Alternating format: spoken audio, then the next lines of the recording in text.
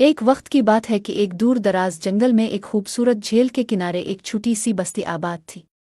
इस बस्ती के लोग मोहब्बत अमन और सुकून के साथ अपनी जिंदगी गुजारते थे। बस्ती के करीब एक पुरअसरार पहाड़ था जिस पर एक जालिम जादूगरनी रहती थी। वो जादूगरनी बेहद ताकतवर थी और उसका दिल पत्थर जैसा सख्त था।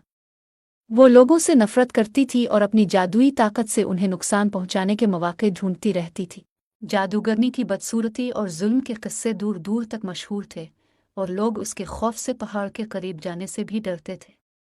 बस्ती वालों का मानना था कि अगर कोई जादूगरनी के गुस्से को भड़काता तो वो इस पर अपने जादू का वार कर देती। एक दिन बस्ती में एक नौजवान लड़की आई जिसका नाम फेरी था।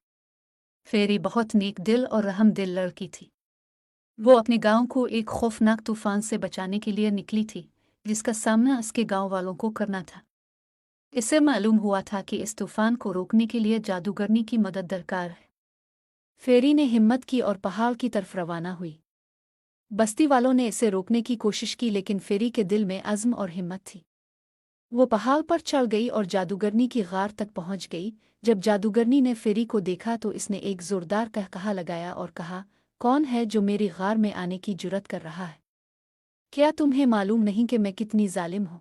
फेरी ने बगैर किसी खौफ के कहा, मैं जानती हूँ कि आप कितनी ताकतवर हैं और मैं आपसे मदद मांगने आई हूँ।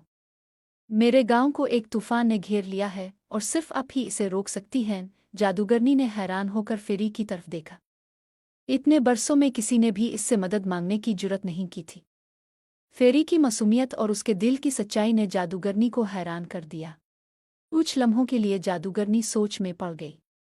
फिर इसने कहा, मैं तुम्हारे गांव को तूफान से बचा सकती हूँ लेकिन इसके बदले में तुम्हें अपनी जिंदगी कुर्बान करनी होगी। फेरी ने कुछ देर के लिए सोचा, फिर इसने कहा, अगर मेरी कुर्बानी से मेरे गांव के लोग बच सकते हैं तो मैं अपनी जान देने के लिए तैयार हूँ। फेरी की कुर्बानी और उसके दिल की सच्चाई ने जादूगरनी के दिल को नरम कर दिया। इसकी आंखों में आंसू आ गए और इसका दिल पिघलने लगा।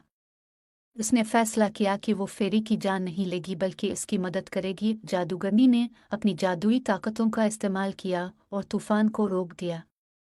इसके बाद उसने फेरी से कहा, तुम्हारी हिम्मत और कुर्बानी ने मेरे दिल को बदल दिया है।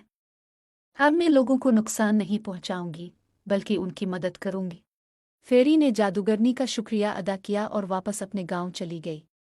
जादूगरनी ने अपनी जालिम फितरत को छोड़कर नेकी का रास्ता अपना लिया और वो जंगल की मुहाफिज बन गई। यूं फेरी की बहादुरी और सच्चाई ने न सिर्फ इसके गांव को बचा लिया बल्कि एक जालिम जादूगरनी के दिल को भी बदल दिया।